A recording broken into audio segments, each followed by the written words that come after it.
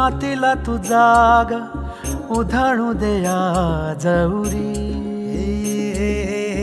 उजाडू दे आज साकड हे माग, होऊ दे पहाट नवी. आता होऊन जाऊ दे साऱ्या जगाला पाहू दे, पडू दे पाऊल पुढं.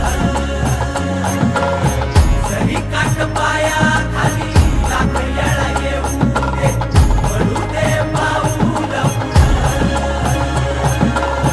मोठी लढाई र लढू मातीसाठी र गड्या, मनगटाचं जोर लावून.